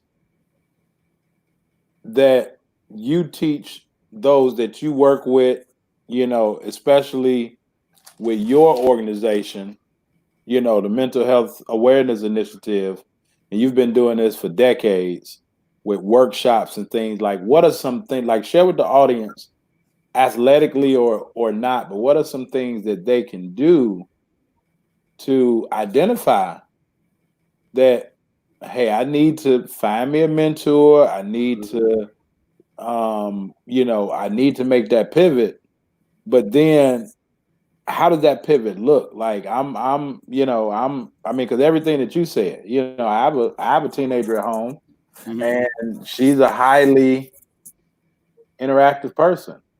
And so everything that you just said, right? She want to be around her friends. She want to go out. She want to do all these different things, you know, but for someone that now life as they know it has been disrupted and they aren't able to process things as intentionally and methodically as you can, which is basically an education system. We call it code switching, right? You kind of know where you at, what and how you could do. But for that young person, that it's time for them to make a decision, but now they kind of know they want to make a decision, but just mentally they got too much going on in their head and they lost. Like, how can they start to help themselves so that it doesn't become a major mental health issue? Good question, Mr. Bailey. Our young people today, definitely, we need to encourage our young people to be physically active. Because we have too many young people, and don't get me wrong, I understand it's the techno age, but we have too many young people who sit at the TVs and the computers, and I mean, with their video games. And I get it, okay, but we have to start exposing our young people to more physical activity. first and foremost. And we need to start exposing our young people to more natural things, trees, nature walks, just those basic things. Our children need to just get out a little bit more, be more active. And thirdly, we need to encourage our children to read a little bit more, because they have to be able to complement their imagination. And it's through reading that they're able to help complement that. So we definitely want to encourage definitely more reading, and encourage the books for them to read if we need to. Fourth, we also want to encourage a better diet for our young children. We got young children, and don't get me wrong, we was all young people before, but we have to start encouraging a better diet, because we are what we eat. And if we encourage our young people to, pick that apple up or that orange in place of that chip or that candy, not saying they're not going to get their chips and candy, we get it, but just trying to help let our young people find a balance with that. And I don't know how to set this up within the community, but we need to encourage more children getting involved in agriculture and planting plants and planting things of beauty. Our children need to put their hands in the dirt more and do more planting with their hands, because it's something therapeutic about. I was just about to ask you, what does that do to our mental health? What does it does? Agriculture. There was a study done with some guys that was on death row, and they were given spider plants to keep to treat these spider plants. The spider plants that grow like spiders, come out like this. And they noticed that it had an emotional therapeutic impact with the inmates. It was just something, it brought a serene calm to them. So there's something about putting their hands to the dirt. I used to work with a group of young people with Chicago State's aquaponics program. We used to take young people up there to learn the intro to agriculture, which will also in turn can help young people start peace gardens in their backyards, when local or on their neighborhood. And last but not least, we need to encourage a young person to connect with a senior. I like that. We need to start bridging that gap from our elders to our young people. I think it's important that young people see where they're going. It's a value in that grandmama, that great grandmama, that granddaddy, that great granddaddy. So we need to maybe encourage young people to get more involved with doing things for senior citizen buildings, maybe community service projects that we can coordinate. And last but not least, we should have and I got this idea, actually, I've done this before, but the idea came from one of my 8th graders yesterday. She had indicated, she was like, you know what, Mr. Clayton? I'm a litter bug, Mr. Clayton, I ain't gonna lie. She like, well, so you know what I'm gonna do, Mr. Clayton, to improve my community? I said, what? She said, I'm gonna stop littering. She said, so I'm gonna go ahead and get a big garbage bag and put it on the gate of my building, and hopefully they see me pick up something, they might pick up something. Now, this coming from a young person.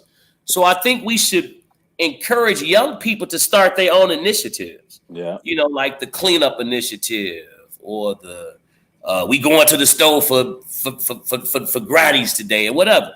So going back, so I think a good cleanup projects. It's time to get young people back involved with their hands, playing, eating right, cleaning up, being more active. Because if you think about, and I'm not preaching, because if you think about the scripture, it say the race does not go to the swift or the strongest or the smartest, but to the one that can endure.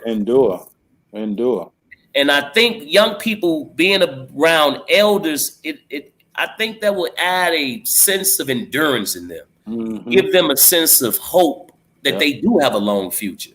Because if we allow our young people to get caught up in the day-to-day things they see on television now, it can be scary for them. Mm-hmm. So we want to make sure we set them up in situations where they are confident about their future. Mm-hmm. So I want to just name those things just to add a Yeah, few. yeah. No, I love that, and I'm gonna just highlight and go back over. And as Nicole said, like these are things that should be added and part of a curriculum, be it again 0 to 7, 7 to 14, 14 to 21, and even 21 to 28. I actually All went day. went got some more dirt yesterday. Repotted some of my vegetables. I repotted 2 plants in the house yesterday. Yeah, and and it's it is called grounding, right? Being able to, and even being able to walk outside on with bare feet on the grass, and again, just getting education, asking the right questions, getting those right answers, because we've been taught and told things for so long. And when you go back to our ancestors that had that strength, they were able to get it not only from being a spiritual people, but they were able to get it from helping and teaching each other, but also from what God had already given us on this earth. Now we socks all the time, shoes on all the time, right? And our bodies don't really connect with the earth that has the things that we need to be better. Like, I got my little copper bracelet on now. And then me and you used to play outside. What was the first thing we used to try to do? We used to try to find a water fountain or a water hose. Find water. How often will we get caught on the side of people buildings drinking their water? Somebody drinking their water. Or getting their hose. We want to run into the stove for juices. And we wanted the water. But we needed the water because we was really, really enjoying ourselves. And we was really, really outside. Active. So going back to what you said, one, got to be physically active. We need our youth to be more physically active, one. Two, we need to encourage our youth to read more. And I like how you said that reading complements a young person's imagination, because now the more that they read, the more that they can start thinking about where they can go just in life. So being physically active, encourage them to be more physically active, to read more, to have a better diet. And that don't mean like, okay, well, I'm gonna eat 2,000 calories today. Right. Obviously, kids will be kids. Right. We just want them to add some fruit, add something to it, to where they can better, right? The word is better diet, because better never ends, right? You can always just better diet. And agriculture, right? Start to understand and put yourself, and to be able to help. My 3-year-old son was helping me yesterday. Like, he loved to go outside. And I bet he was all into it, wasn't he? Water the plants. You know what I'm saying? He was all into it, wasn't he? Yep. And like, he don't want to touch the dirt right now. He just want to water the plants. And that's cool. But he's the same person that like, hey, I'm gonna see a bug, I ain't gonna kill it, but I'm kind of like, ooh, let's look at these bugs. But now encourage them to get more involved with agriculture, but also encourage a young person to bridge the gap with a senior. Almost I don't want to use the word adopt a senior, but almost like if it's granny, if it's great granny, if it's auntie or just somebody that you don't know, next door neighbor, somebody down the street, find somebody older than you, a senior, that you can that youth can help out, intentionally help them out, and so that they can understand where they're going, right? Because at some point they're going to be that age also, if the good Lord is willing. And then start your own initiative, right?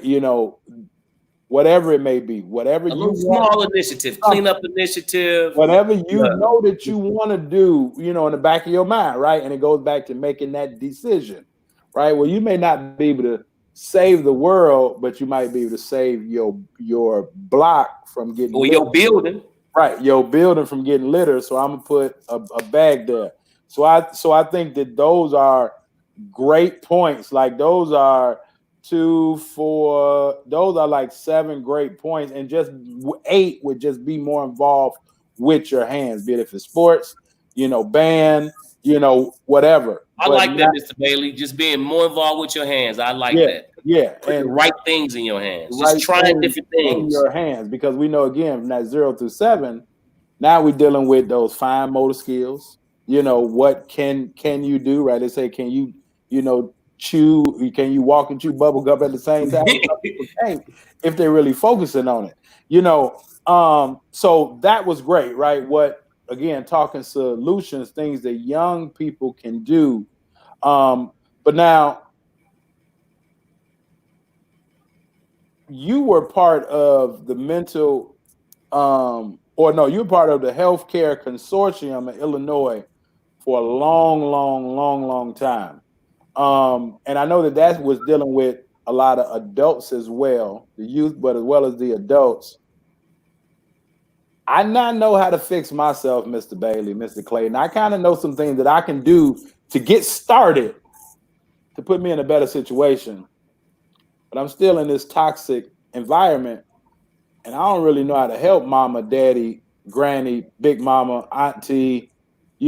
I really don't know how, and that's becoming stressful because I know that they're not well. I know that they're sick, that they're dealing with emotional illness.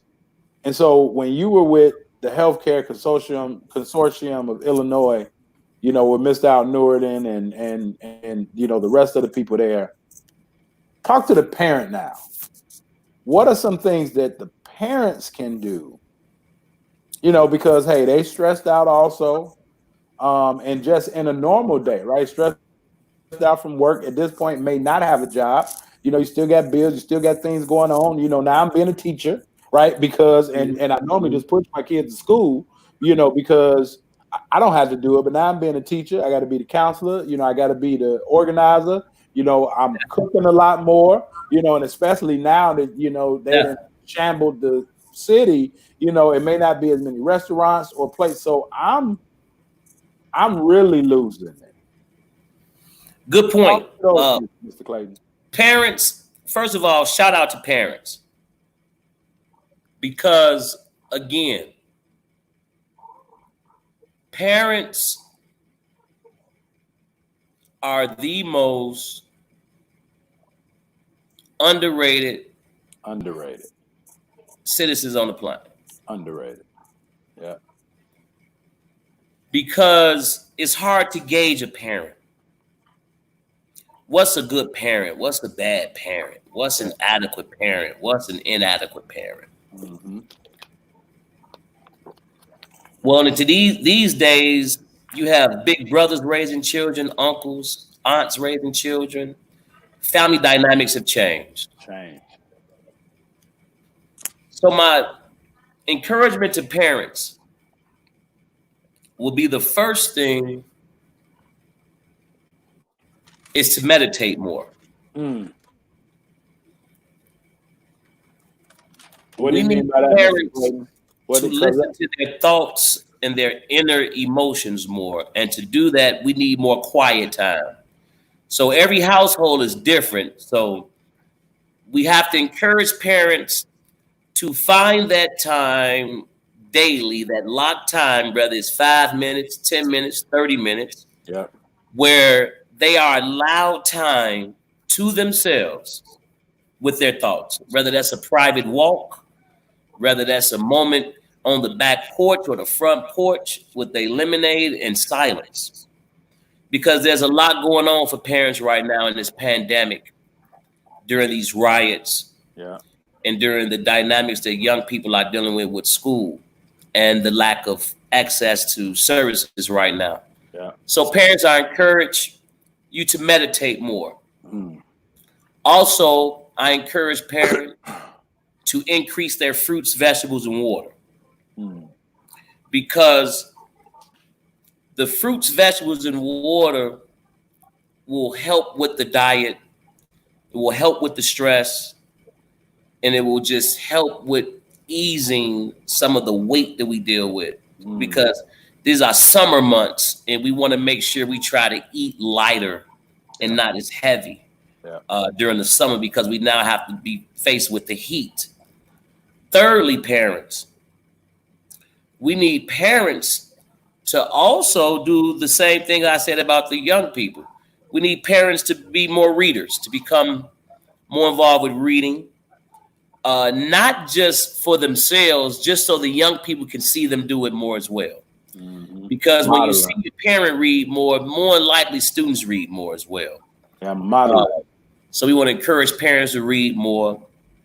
And finally, for parents, I would ask for a parent to also adopt a senior, rather auntie, grandmama, whomever, or somebody in the neighborhood, because we have parents who are going through emotional and mental distress because of this pandemic. Yeah. So if a parent connect with an elder, that too brings hope to them for longevity. Yeah. And parents need more humor. I also encourage parents to watch more comedies and more edutainment shows, because it's important that we break from reality sometimes. You know, break from reality. Watch something that's just goofy or funny or whatever. Just get away from things for a minute. Yeah. So, and last but not least, physical fitness for parents. Start taking advantage of this time and building stronger bodies, because we're going to need endurance. Yeah, physical fitness and to help, and even especially during these times to help build. Oh, I'm sorry, Mr. Bailey. Sorry for interrupting. And I need parents as well as students plenty of rest, because the body heals between 10 p.m. and 2 a.m., 9 p.m. to 2 a.m. Those are resting hours, 9 a.m. to 2 a.m. So we need both young people and adults. We need to catch up on our rest, and don't feel bad for taking a nap during the day, older people like myself. We need that nap, because I'm there now, man. I'm need there that now. energy. Like, get that sleep and take them naps, man. I get them naps. So now for parents, you said that they need to meditate more. And I asked, what does Yes, that sir. mean? But you said just, like, and I like how you broke it down, right? Just be able to have that quiet time and to be allowed that time alone with you and your thoughts, period. Eat and consume more fruit, veggies, and water. Read more, and not only for us to get better and to grow mentally, but so that our kids can now model it. And even with that, reading more, now we kind of getting off the phone, we getting off the television, right? We're not consuming so much bad energy, negative things, maybe that leads to the anxiety. Break physical fitness, right? And get plenty of rest. And as you said, those resting hours, 9 a.m. or 9 p.m. to 2 a.m., in which ironically is the time when, and I did a report on this back in 6th grade on dreams and the power of REM sleep, which goes back to those 9 to 2 hours when you're really in your deepest sleep, right? And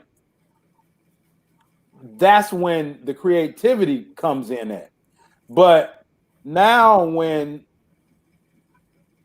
the biggest thing that you said though was consume more humor. More humor, man. And I think that people have a problem with that. And here's why. Because I think at times people can feel guilty because it's like you either got some that just all fun and games or people that's just all serious. And so at this point where everything is serious, like nothing is really not a game to some folks as we're looking at it, right? Like all this is paramount. Everything is serious. We need to be intentional about what we do and how we do it and mindful of it. So if I'm watching something that's funny and having a good time, I may feel guilty because I don't think that nothing is funny right now. And again, I don't want to be judged and want people thinking that. But what you're saying is by you consuming that humor, it's going to do something to the chemicals in your body, right? To be able to balance those chemicals, the serotonin, the dopamine, all of those, right? Just to be able our natural, and we're not going scientific on you, just reality from studying. Does it make sense? It's just facts. That's just truth. Right, just facts. I mean, it's just facts. Now that humor is going to help maybe that chemical imbalance, but it's going to help balance it out a little bit, and you feel good about it, and you take your mind off whatever issues or problems at that particular. Gotta laugh, man. Gotta laugh. And we're not going to mention what smiling does to your blood pressure, right? Smiling does to your energy, right? Everybody and what it does to other people. Smiling is contagious to other people. It's contagious. And so, I want everybody to just smile for a minute, right? And really feel it. If it's a laughter, if it's a smile, but to really feel how it makes, really feel it. You know how many people haven't laughed? It's some of us that's been going through so much, man.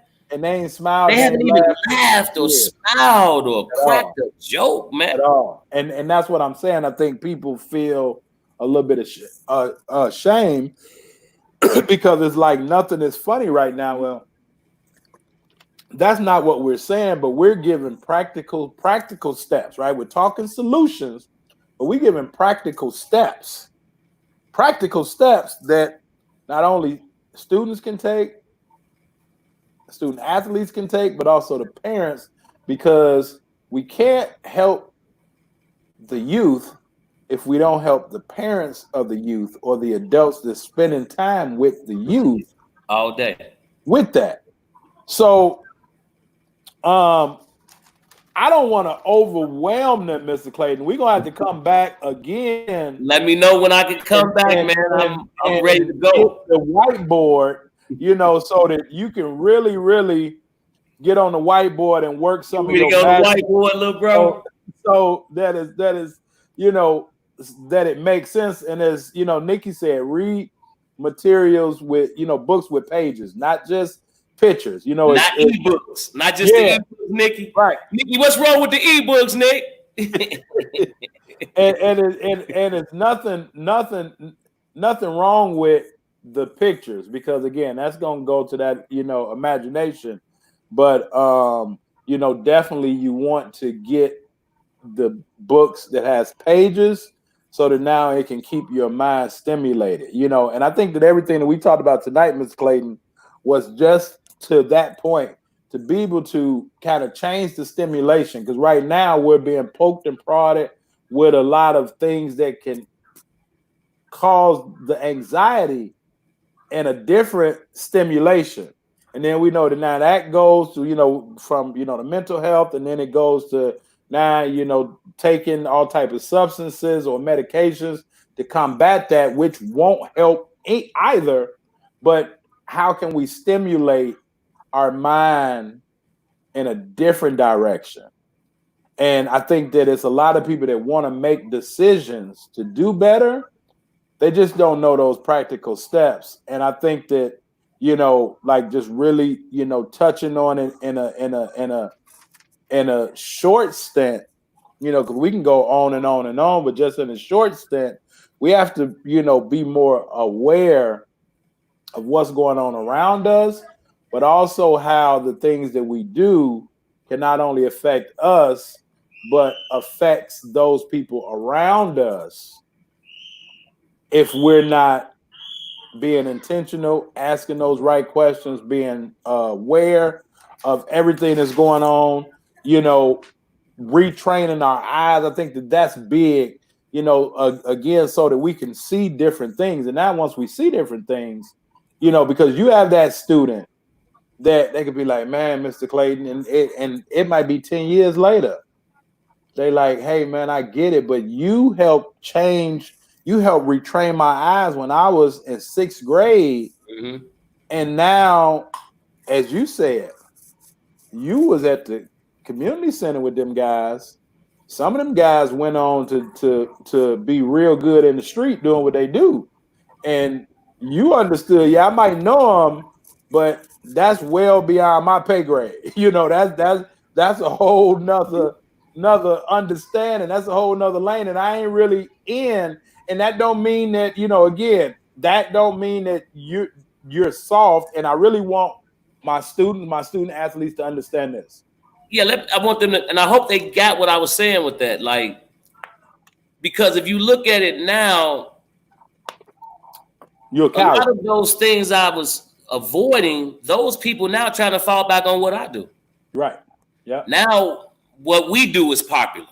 Right. I can remember when I was mentoring and working in this field like you and I, and they looking at us like, oh, that lame job, man. Nobody listening to y'all. Oh, man, nobody want to hear that, man. Nobody want to hear all that.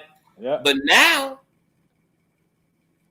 everybody want to fall back on community work and let's do something. Help everybody is reacting. Yeah. Everybody is reacting. I've been doing it. We was doing it when it wasn't popular. When we was doing it for fee as well as for free. Yep. When it wasn't cool. When it was the, you know, and not now even the lame thing, but now it's popping. Right now, everybody, right? Oh, okay. Now everybody want to coach. Everybody want to coach and be a mentor. You want to get in social service. And you want to help the kids. Okay, and there's nothing wrong with that, right? Because we need as many as we can. But to Mr. Clayton's point, which is what I want to talk about, is nothing wrong, young people. There's nothing wrong with wanting to do better. There's nothing wrong with saying, today is the day that I'm going to change. Today is the day that I'm going to get a new circle. Today is the day that I'm going to get serious. Today is the day that I'm going to really, really focus. Today is the day that I'm going to cut some of my friends. Today is the day that I'm going to give my parents a little bit more respect. Hell, today is the day that I'm going to take action, like what Mr. Clayton said, on all these thoughts and ideas that I've been given by people throughout all these years. So today can be that day. If they choose it to be. If they choose to be, which goes back to decide, right? You got to kill off them thoughts that you can't do it. But today can be that day that you can do it. If you make the decision. If you make the decision. And don't let nobody tell you that the decision that you're making, hear me out. Don't let nobody tell you that the decision that you're making to be better for yourself and those around you is wrong. And that's different from somebody telling you that the decision that you're making to be a fool is the wrong decision. But the decision, don't let nobody tell you that the decision that you're making that's going to make yourself better and the people around you, and people may say, well, I'm about to drop out of school so I can be a rapper and that's going to help my family get rich. Right. But guess what? Go back to what Mr. Clayton was saying. How much discipline? How much have you put into this? Like, how many hours in this? And that's what Mr. Clayton said. We've been doing this a long time. They talk about 10,000 habits, 10,000 hours to become a master. Well, what happens when you have 100,000 hours? Like, what do you call that then? When you take 27, 28, 30 years of experience and you put it in a 2-hour show, what do you call that? I think you call it a blessing. Amen. So I guess I need to know when it's part 2 to this discussion. When you gonna book part 2? You know we coming back. We definitely coming back because, as I said, I want to get you on the board so that you can break it down. But I want our young people to understand before we end this that you can be whatever it is that you want to be. You just have to decide. That's it. Just make the decision that this is what I want to do, and then be coachable enough to take action on those things that you've been given and told by people like Mr. Clayton. And that's why he is, as I said, he is like a heavy hitter, right? He does what he do and he makes it make sense, right? Like make it make sense. That's all that everybody's been saying for the past couple weeks, couple months. Make it make sense. Well, we've just kind of helped break it down to make a little sense right in this little box. So for you as a young person, we just made it make sense. And if you don't understand it, go back to point one about getting that residue off of you, ask questions. But when you ask those questions, you can ask what can I do, Mr. Clayton? You can ask when can I do it? Can you hear me, Mr. Clayton? You say when can I do it? You can ask what can I do? You can How? ask when can I do it? You can ask how can I do it? You can ask where should I do it? You know, you can ask what should I do? Yeah, but the biggest W that you need to find out is why. And when you ask that why question, now you may get an answer that you might not want to hear. But that's when you have to be strong enough to accept it and then process it and understand it for yourself and then start to act upon it. What's going on? So I Mr. Clayton, I thank you, my brother, for this. Oh, man. My brother, I appreciate you so much. We are gonna come back definitely, within the next day or so. Well, within the next week or so, we're gonna get it done as early as possible. To have you on. But if people want to contact you, is there an email or something? You know what? I'm a drop. You mean type it in the box? Yeah. Type it in the box. And while Mr. Clayton is doing that, I just want to, let you all know again, understanding life through the game of basketball. I'm gonna drop where you can get this book, right, as well as some other goodies. The other goodies is Creating the Perfect Storm. That's what we're talking about, the whole mental edge of being a better person, right? Understanding life through the game of basketball, Creating the Perfect Storm, and you get the first 2 seasons of this show, which we go through basketball principles and life principles to help you become a much better person and individual. So I need that book, little bro. Yes, sir. Yes, sir. I got you. I want to get a copy for my son. Okay. Junior. Okay. Yeah. Definitely got you. And I dropped the link to where you can get your book bundle. And we all look forward to show number 2. And so yeah, Mr. Clayton, gonna drop his information in there. Reach out to him, reach out to us. Before I go to, I want to let you know June the 15th starts our summer school, right? Starts our summer school. It's gonna be a 6 weeks hoops mastery and intensive program, in which again, you already know you're gonna get the life lessons, the life skills, the jewels. It's gonna be virtual, Mr. Bailey. Everything is virtual, Mr. Clayton. Everything is virtual. 6 weeks. We're gonna meet twice a week at an unbelievable rate, unbelievable investment. $197. People spend $200 on shoes that's gonna last 3 months, right? Well, you get 6 weeks of education that's gonna last a lifetime. And so I'll drop the link to where they can get signed up for our summer school program to be able to help them not only be better athletes and better basketball players, but also just better individuals all around. And so that's I just dropped that link in there. That's B2BSD Summer School with Bitly in front of it. So again, I thank you, Mr. Clayton, from the bottom of my heart, man. As always, love when 2 brothers connect. We can go on and on and on and on. But again, I'm gonna make sure that I'm asleep between them hours of 9 and 2 tonight. You let me get off this show. I'm finna lay down. Yeah. And, really focus, man. But from the bottom of my heart, my brother, I appreciate you.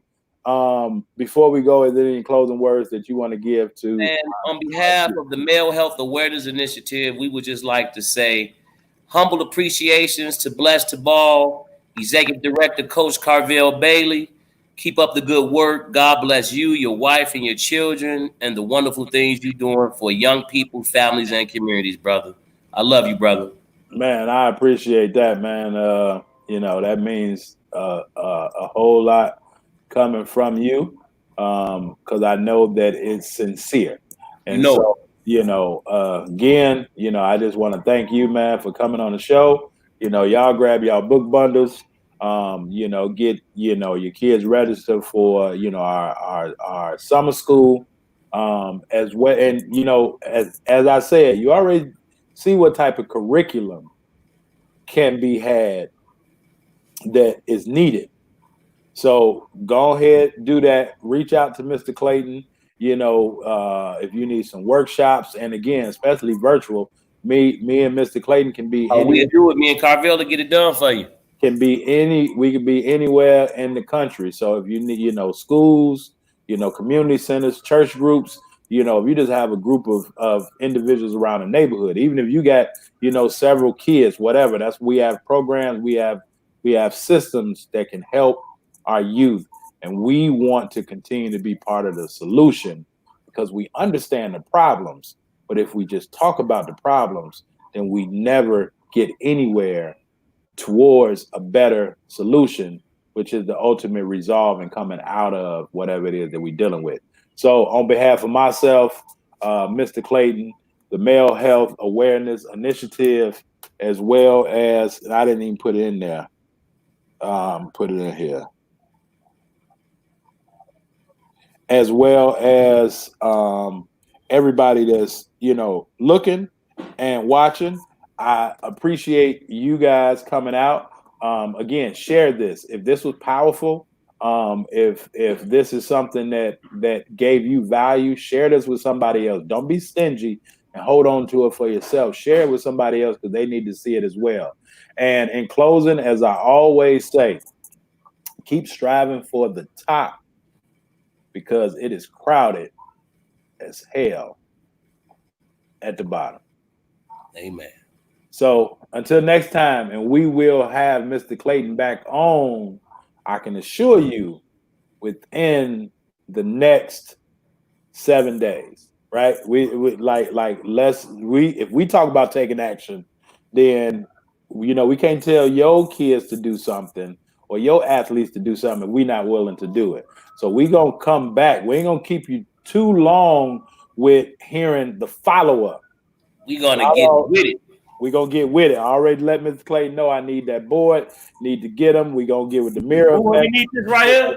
Whatever. He got it, but the sun was out at first, so we couldn't do it, but we're gonna have to change the whole setup and get it right so that we can get Mr. Clayton.